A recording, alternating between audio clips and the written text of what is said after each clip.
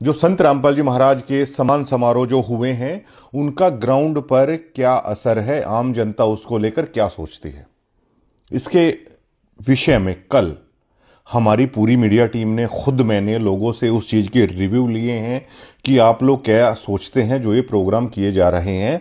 आप इसको आडंबर की तरह देखते हैं, पाखंड की तरह देखते हैं, या आप संत रामपाल जी महाराज को भगवान मानते हैं, एक उस मुद्दे पर बातचीत करेंगे। लेकिन जो ये हेटर्स है, मैंने पहले भी कहा था कि आप इस तरह का खेल मत खेलिए, लेकिन इनको शायद ट्रेनिंग ही इस चीज की दी गई है कि आप ऐसे करिए।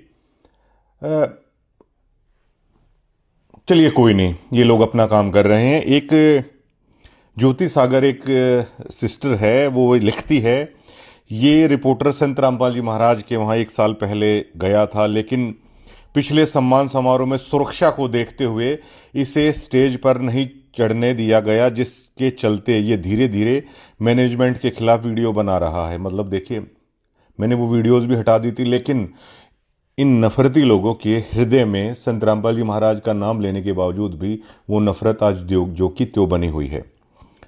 और संत रामपाल जी महाराज के मिशन में कीड़े का काम कर रहे हैं। जो भी वीडियो देख रहा है, इसकी चैनल की रिपोर्ट मारो। ये रामचंद्र के सम्मान की बात कर रहा है, रामचंद्र को गुरुद्रोही घोषित कर रखा है, लेकिन ये नकली रिपोर्टर रामचंद्र को अच्छा बता रहा है। अरे दीदी, आप इतनी नफरत आखिरकार लाती कहाँ से हो? इतनी नफरत संत रामपाल जी महाराज का नाम लेकर मेरी बहन, आप इतनी नफरत कैसे लाती हो? और मुझे गरीबदास जी महाराज का एक वाक्य याद है कि जैसे कोई नजफगढ़ मंडी में हरदयाल जाट था, उसके पास एक बैल था, और वो नजफगढ़ मंडी में भाड़े का काम करता था, जो अनाज वगैरह लेके जाते हैं पुराने वक्त के दौरान, और उसको वो चलता था, वो बैल बैठ जाता था। ये संत रामपाल जी महाराज की वीडियोज़ हैं, मैंने देखी, उन्होंने बताया। और गरीबदास जी महाराज ने एक बार उसके कान में कुछ बोला था, उसके बाद वो बैल कभी नहीं बैठा। तो उस किसान के मन में ये जिज्ञासा उत्पन्न हुई कि आखिरकार ऐसे कैसे हुआ। दोबारा वो संत गरीबदास जी से आके मिला छुड़ानी में, तो गरीबदास जी महाराज ने बताया कि ये कोई साधु आपके घर रहता था, ये वही साधु है, आपका कर्ज उतारने के लिए आया है। हरदयाल बड़ा हैरान हुआ। तो उस दौरान भी संत गरीबदास जी महाराज ने कहा था कि हरदयाल, ये किसी समय पे परमात्मा का भगत रहा है, किसी जन्म में भी। हरदयाल, इससे आगे तू काम मत लेना।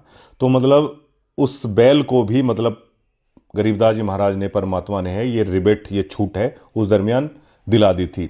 लेकिन ये हेटर्स इतने हैं। चलिए, रामचंद्र को आश्रम से निकाल दिया गया था, जो भी आप आरोप लगा रहे हो, लेकिन कभी तो इसने महाराज जी का नाम लिया था। आप गरीबदास जी महाराज की वाणी का पाठ करते हो और आप चाहते हो कि रामचंद्र यादव को फांसी पर चढ़ा दिया जाए। आपके मन में क्या थोड़ी सी भी दया की भावना मतलब खत्म हो चुकी है? क्या आप वाकई में संत रामपाल जी महाराज के भक्त बनने के लायक भी हो? जिस तरह के कमेंट है आप लोग लिख देते हैं, या आप लोग मतलब अमर्यादित भाषा का इस्तेमाल आप लोग कैसे कर सकते हैं? संत रामपाल जी महाराज की वीडियो पर अगर आप रिसर्च करोगे तो वो कह रहे हैं कि संखो लहर मेहर की उपजे, कहर जहां नहीं कोई, दास गरीब अचल अविनाशी सुख का सागर सोई।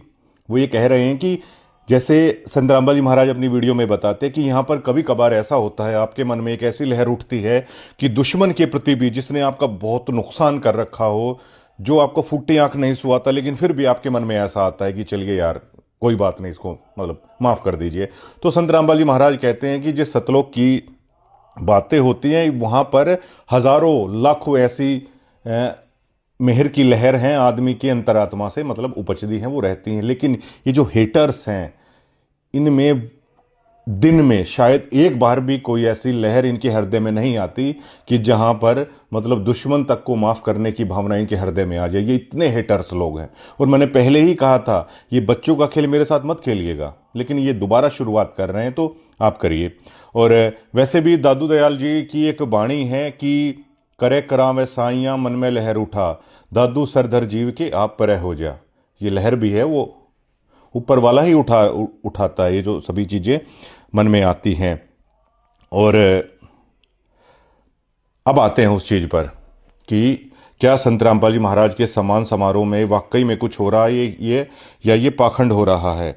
और सबसे पहले शुरुआत करते हैं। देखिए, जो संत रामपाल जी महाराज का जो यहाँ पर कल्ट आया, जो भी ये कल्चर आया संत गरीबदास जी महाराज का, संत रामपाल जी महाराज ने इसको बहुत फैलाया। और पहली बार हमने हरियाणा के लोगों ने या बाकी लोगों ने गुरुद्वारा से हटके ये देखा कि ये सेवा भाव है वो हिंदू धर्म में भी हो सकता है। गुरुद्वारों में हम अक्सर देखते हैं, चाहे प्राइम मिनिस्टर ऑफ इंडिया या प्रेसिडेंट ऑफ इंडिया जो सबसे बड़े ओहदों पर होते हैं, तो गुरुद्वारों में जाकर वो लोग भी हैं वो सेवा कर देते हैं। गुरुद्वारों में आम भक्तों की तरह पंक्ति में कतार में बैठकर हमने प्रधानमंत्री नरेंद्र मोदी को देखा। हालांकि जो कैप्टन अमरिंदर सिंह है उनके लिए थोड़ा सा जो प्रसाद था उसके लिए एक कह सकते हैं वो कुछ लगा रखा था रखने के लिए, लेकिन प्रधानमंत्री जी ने कहा कि आप नीचे रख दीजिए।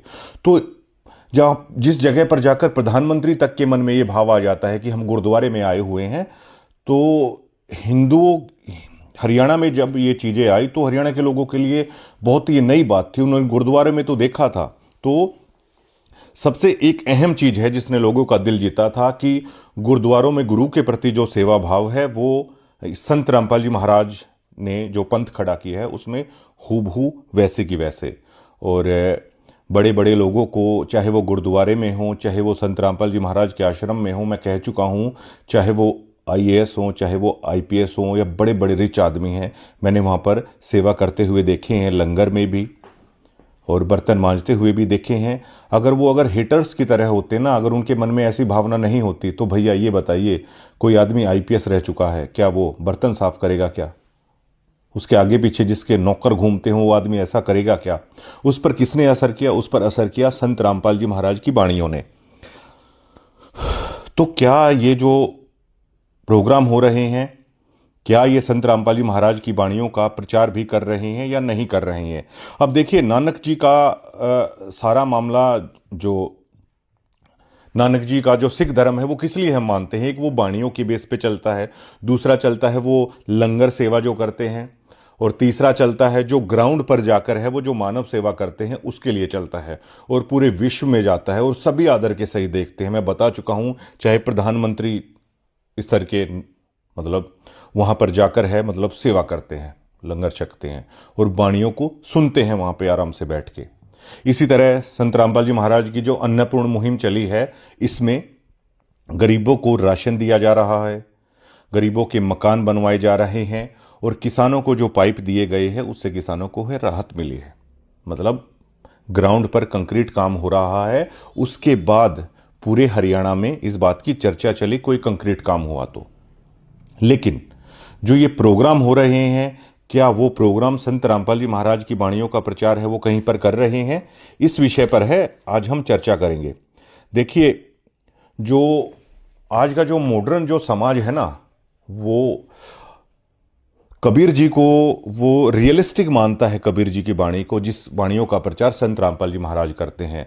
कबीर जी की वाणियों को इसलिए रियलिस्टिक मानते हैं क्योंकि आज हर कोई एजुकेटेड है, रहन सहन में पाखंड से रहित, और उस भक्ति के सच्चे मार्ग पर उस परमात्मा, उस खुदा, उस अल्लाह, उस वाहिगुरु तक पहुंचाने का एक मार्ग मानते हैं। इसलिए कबीर जी की वाणियों को सभी लाइक करते हैं। उसमें कोई आडंबर नहीं है, उसमें कोई पाखंडवाद नहीं है, और वो सीधे आदमी को मतलब परमात्मा तक पहुंचाने का वो एक मार्ग है।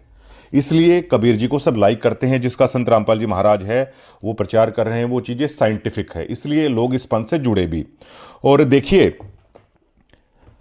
संत रामपाल जी महाराज के आश्रमों में हर बार जो ये समागम होता है, अब भी होना है और कुछ ही दिन उसमें बाकी हैं, तो बहुत सारे इंटरकास्ट मैरिज भी होती हैं, बहुत सारी इंटर स्टेट मैरिज भी होती हैं।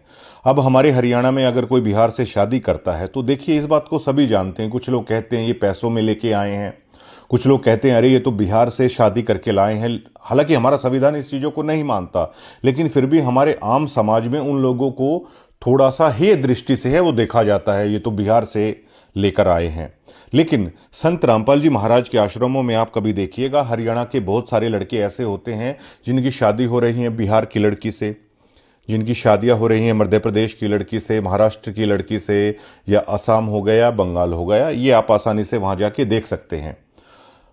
वहां पर वो जो जब शादियां होती हैं, लेकिन कोई उनके बारे में ऐसा नहीं बोलता कि ये तो बिहार से लाकर शादी कर ली, ये मध्य प्रदेश की लड़की से इन्होंने शादी कर ली। वो ऐसा क्यों नहीं बोलते?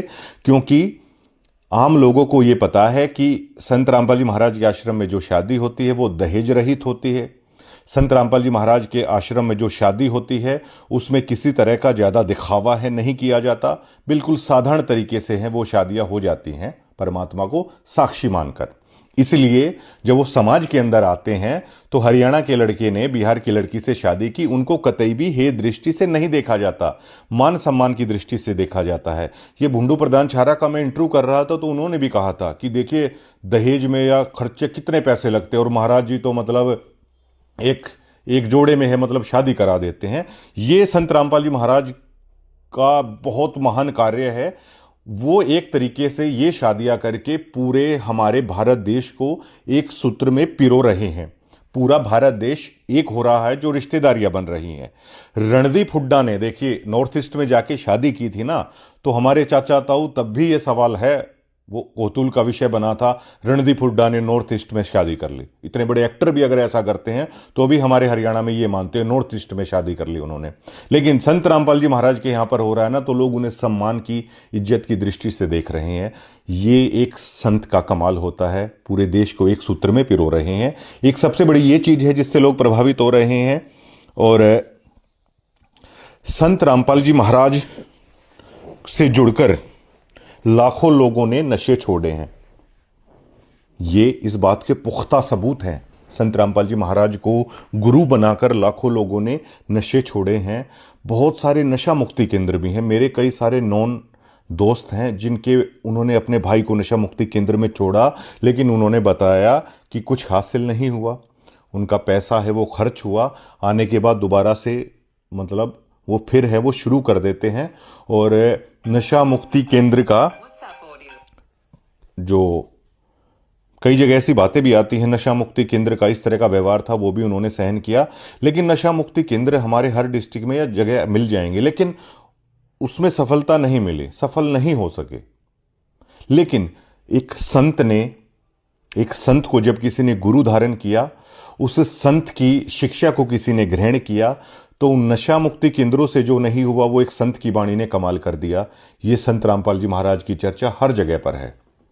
जो भी मैं ये चीजें बता रहा हूं ना दर्शकों, तो उसमें वाणी का महत्व ही हर जगह पर आ रहा है। जैसे नानक जी कहते थे कि कीर्तन करो, नाम जपो, जो लंगर सेवा है ये करो, उसी तरह संत रामपाल जी महाराज भी कहते हैं कि वाणियों का पाठ करो, उस निज नाम का आप जाप करो, मानवता की सेवा करो। तो वही सारी चीजें हैं, देखो जुड़ रही हैं ये सभी। और कबीर जी का भी यही संदेश है। तो उस संत की वाणियों ने वो चमत्कार किया, और उस संत के शब्दों ने, उस संत के सत्संगों ने वो कमाल कर दिया उस गुरु ने, जिनके शिष्य नशे से बिल्कुल दूर हो गए। लाखों लोगों ने नशा छोड़ दिया। और देखिए संत रामपाल जी महाराज का सेवा भाव से लोग प्रभावित। ये सभी पॉइंट हैं जो आम लोगों ने मुझे बताए हैं, वो मैंने यहां पर लिख रखे हैं। संत रामपाल जी महाराज के सेवा भाव से हरियाणा का आम समाज बहुत प्रभावित है।